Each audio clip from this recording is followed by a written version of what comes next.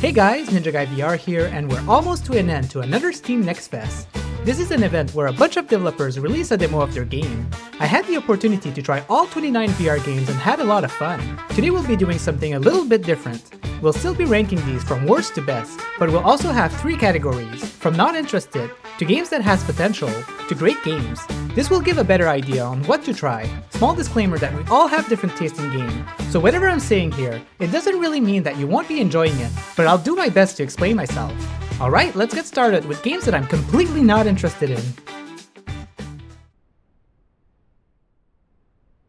Razgovor Online is an online social interaction game. These types of games are just not for me, but this one made it worse because I literally didn't find a single person in this empty world. You're honestly better off playing either Resonite or VR Chat instead of investing time on this one.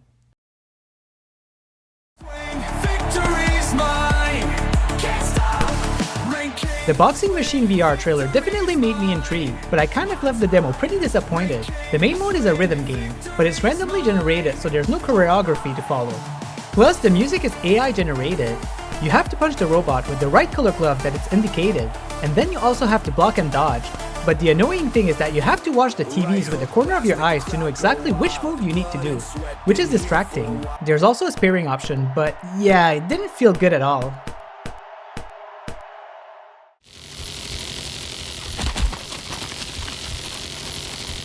I could see Don't Move being interesting for some, but it's not for me.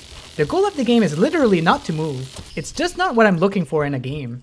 You get to experience phobias and scary situations while trying not to flinch. You eventually start seeing the same scenarios after a while. There was also something finicky about the game. Oftentimes, I didn't move, but it still thought that I did. Probably because they asked you to put your hands down, and maybe it loses tracking. But yeah, this one felt pretty boring to me.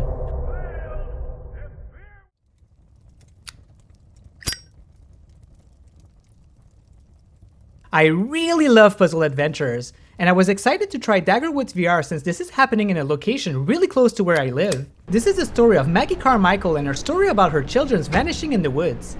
The demo goes at a very slow pacing, and you only get to be in a house with no scenery change. I've encountered some bugs like my character moonwalking constantly, but thankfully it stopped after a while. The goal of the demo was to find 4 anomalies. I found 3, and spent so much time trying to find the 4th one with no luck. I wish that there was something in the book that would have hinted to where to find them or something. I like the mechanics of the Polaroid camera though, where when you look at the lens, you were able to see something different. The scary moments also hit good. I think that it could be a good one, but it still needs a lot of work. I'm going insane. CloserLook VR Oldways is another puzzle adventure game that just didn't hit it for me sadly, which is a shame. The game is set in the modern days of West Africa. You are stuck in a museum at night and have to find a way to get out. It's an okay game, but the puzzles are pretty simple, and it's a lot of fetching items somewhere to proceed to another section. The voice acting is not really good, but I do appreciate that it's not AI, and the hands are really not adjusted properly. This is literally me pointing 2 indexes in front of me. Also, for some reason I've acquired some fuses and they turned into keys, so I think that I might have cheesed a few puzzles.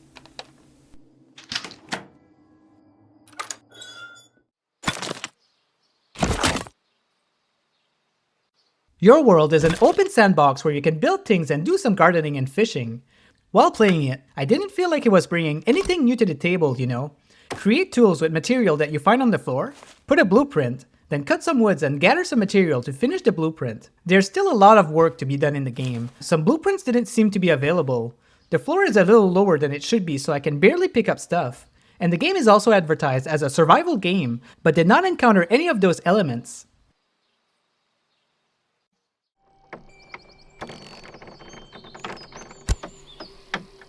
Bow Course is a game where it's basically golf, but you're using a bow and arrow instead. Nothing truly wrong with this one, it's just that Walkabout Minigolf spoiled me so much. It's hard to have any interest in other games in the same genre. I think that this one is mostly made for the big bow and arrow fanatics. I did a whole course and I failed miserably. There should be some casual options in the game. Alright, we're now going to the potential category. These games were not too bad and could potentially be of interest.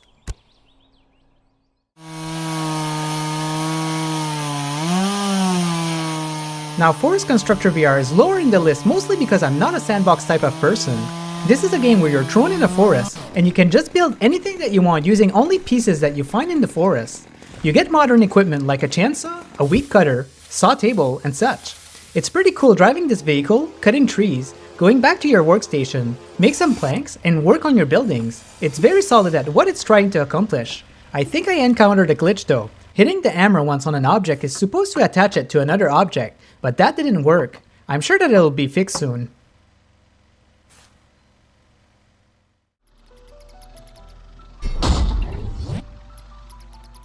Fistagon is one with a lot of potential, but it did feel like it needs some more work. This is basically a versus Tetris game, but you have to punch the block to put it in its place. You have 2 colors, and you eliminate your blocks when 3 are matched together. You also get special blocks like a dynamite to blow up more pieces. I tried 3 matches and it was just way too easy. My opponent barely did anything, and punching the blocks lacks in precision. Sometimes I would punch, and the block would go randomly on the far left or right. I love the presentation of the game though. It reminds me a lot of the old PlayStation 1 game called Bust a Groove. It gave that nice aesthetics feeling. They'd forget. Ah, there you go. Looks like the delivery company can be called again. So CoopScoop felt more like a proof of concept, but I'm giving it extra points because the developers are promising a story mode, and the mechanics that I tried could be fun and silly in a campaign. All you had to do in this demo is wash dirty chicken. If you're not fast enough, they become infected, so you have to cure them with a needle, and then if you're too slow, you sadly have to throw them in the garbage. It was a little too easy though. I could always wash all of them before they became infected, but it is a cool concept. Great job.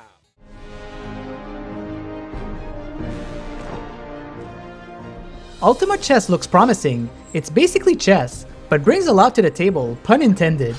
The demo gave us access to simply play chess, but the animation of the pieces is excellent. I did struggle a little bit sometimes at figuring out where the knight was on the grid because it's flying, but it wasn't too bad. What brings this game a little higher on the list is because they're promising a campaign that will include situational games that you have to complete. I did enjoy doing that in a previous game before, so I'm curious about this mode.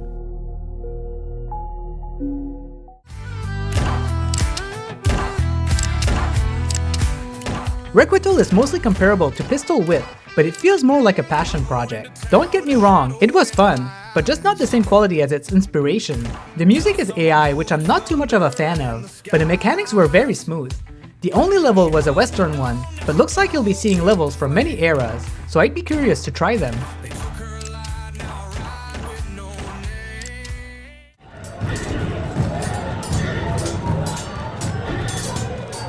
Sadly, the recording didn't work on Hoard Defender VR for some reason. It's a pretty fun little game. You're a dragon living in this tall tower, and there are waves of peasants coming for your gold. To get rid of them, you have to grab them, shake them in your gold pile to get all of their money, and then throw them away. There are also other classes like Thief, Knights, and Wizards. You can purchase upgrades after each wave. It could be a fun game to whip out once in a while for fun, but I'd definitely like to see more upgrades, levels, enemies, and such.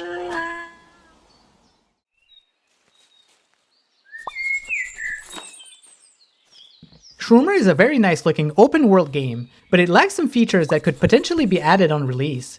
You're basically a mushroom collector, and you have to complete quests that a bird gives you through scrolls. Mostly gathering quests, so it has to be something that you enjoy doing. The game lacks a little bit of direction. For example, I needed to find 3 flying bugs, but I had no idea where to find them or what they looked like. It also told me to find them by noon, but I don't even know the time. I wish that there was a teleport system since you can be pretty far from your quest lodge, and exploring is a little slow and tedious since there's not much to do.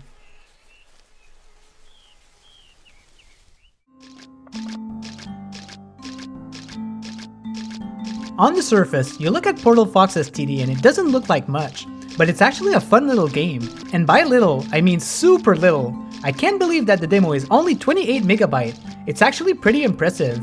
You basically place foxes in certain spots to prevent blobs from entering your portal. If one enters, you fail.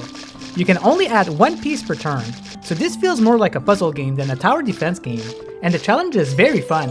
If you can get past the graphics, you'll have a fun time. I've wishlisted this one.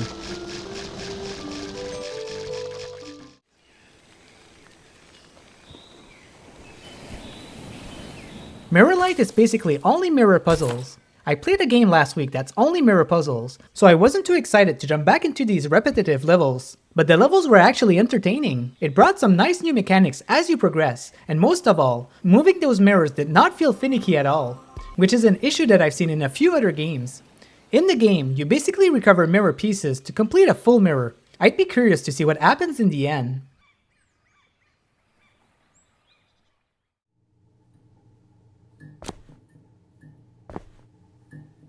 So Chainsaw Snuffshot would actually be in the great games category if it wasn't for the large amount of issues that I've encountered. You've basically been kidnapped by a chainsaw killer, and you have to escape his house by finding 3 keycards. I'm a sucker for 90s style aesthetics and puzzle elements, and this one reflected that very well. I had issues playing the game like losing my camera that allows me to see in the dark.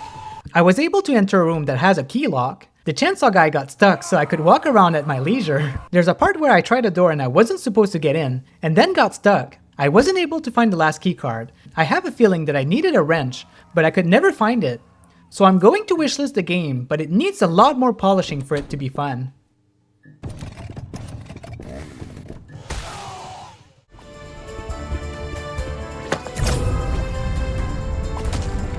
Elemental Towers is kind of like Tetris, but you have to complete lines by building a tower around you. Each time you complete a line, a dragon appears, and you have to destroy it before continuing. You can cast spells, which is useful to destroy blocks that are in the way. The game promises a campaign, but you only have access to a certain mode in the demo. For some reason, I made it first place in the global leaderboard on my first try, but I'm sure that it's easily beatable.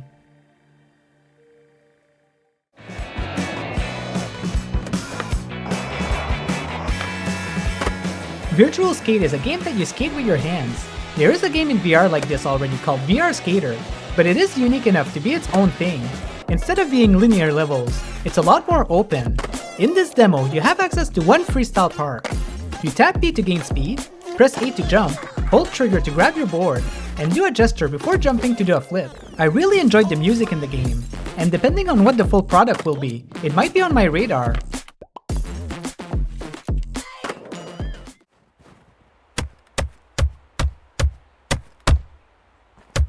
Now, another genre that I don't personally enjoy much are survival games.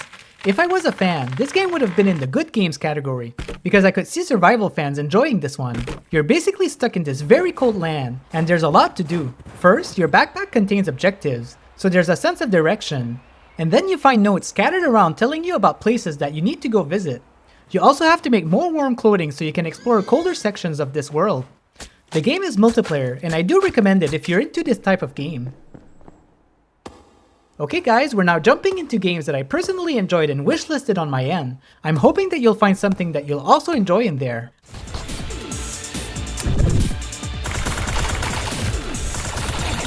I had some fun with Smasher. It's very arcadey, and it has a lot of elements to keep you entertained. You use one of your hand to shoot enemies, and your other hand to cast spells. I can't exactly remember what the story is about, but you get thrown into situations like having to wait for the elevator before proceeding, or scan a computer while defending your position. Very action-packed, and the cherry on the cake was the boss fight with a few phases where you had to dodge missiles and such. Just an all-around good game.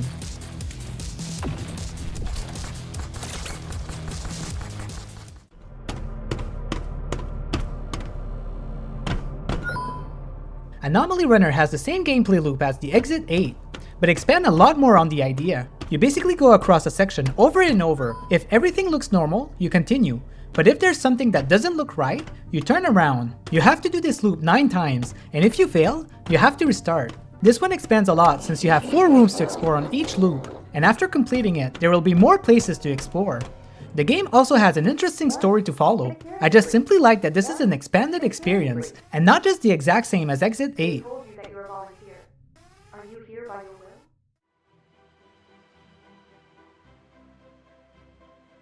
If you've ever played a game called Worms Armageddon in the past, you'll feel right at home here. The goal of Boom Boom Hamster Doom is basically to destroy all of the enemy hamsters on the map. Each player takes their turn and only get 1 shot per turn. All levels are randomly generated, so it's nice always having a new map. By the end of the level, there's so much destruction. The game works really well, and as simple as it is, it's just plain fun, and I could see myself playing hours and hours with friends.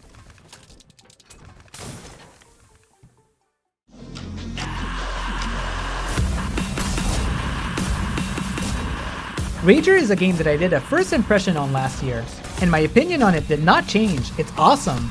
and there's been a lot of improvements since I played last time. It's a rhythm game, but they made it look like you're fighting an army of soldiers. You have to cut and block enemies at a certain angle, and dodge at certain places. I really enjoy playing the hardest difficulty and seeing myself improve after every time that I fail. The fluidity is excellent and it has its place in the rhythm genre.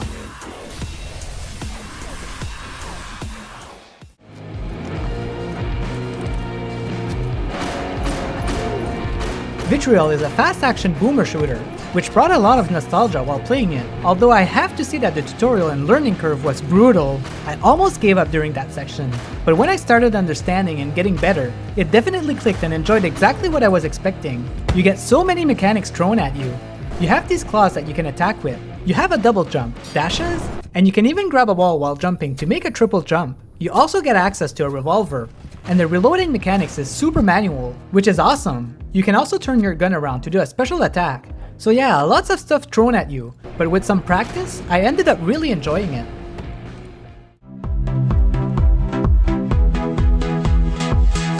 Frequency Sync is a puzzle game, but very unique. Its aesthetics and music really have that early 2000s vibe, which is awesome.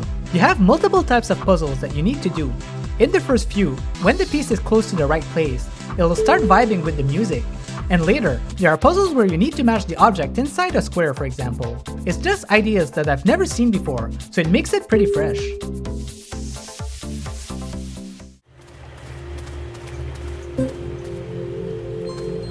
The Garden Between is a game that I've 100% completed in the past. It was such a nice little indie adventure. I was very excited to learn that a new version was coming in VR, and it went over my expectation. The goal is to fast forward and rewind time to get your character to the end of the island.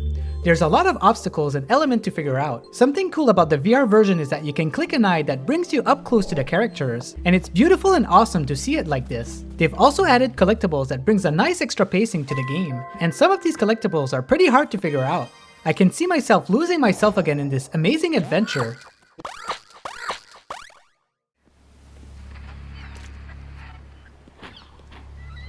Ghost Town is a story-focused puzzle adventure that was already released on MetaQuest and highly praised, so I had no doubt in my mind that I was going to enjoy this demo. I did, and that's why it made it second on the list. Playing this for the first time, I could already see the quality and it stands out from the other puzzle adventures that I've played before. You are basically a ghost hunter, and your brother went missing for a while now, so you're trying to figure out what happened. Lots of cinematic scenes, and then you get small puzzles to figure out throughout your journey to advance the story.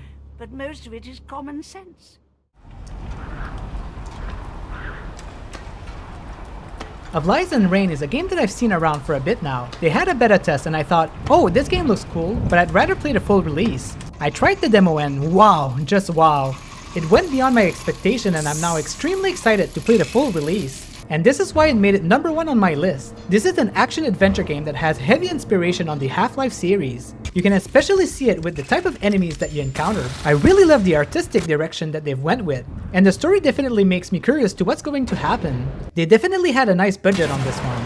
You can find cubes around to have new upgrades, new guns that can be found later in the game, and even unlocking a door is pretty cool. I really hope that this game does well. They really deserve an award for what they're doing here. So that was everything that was available in VR during the Steam Next Fest. Overall, this is the best out of the 4 that I've covered so far. There were some very good games showcased this time around. I hope that we keep seeing this quality for the many more events to come. I'm looking forward to playing a lot of these games when they come out. Thanks for watching! If you enjoyed this video and would like me to cover more Steam Next Fest events in the future, make sure to hit that like button, and subscribe to my channel if you're new here, as I love to cover many things in VR. Big thanks to my one YouTube member Seb. Your support is really appreciated. Let me know in the comments what games you're the most excited for. Bye!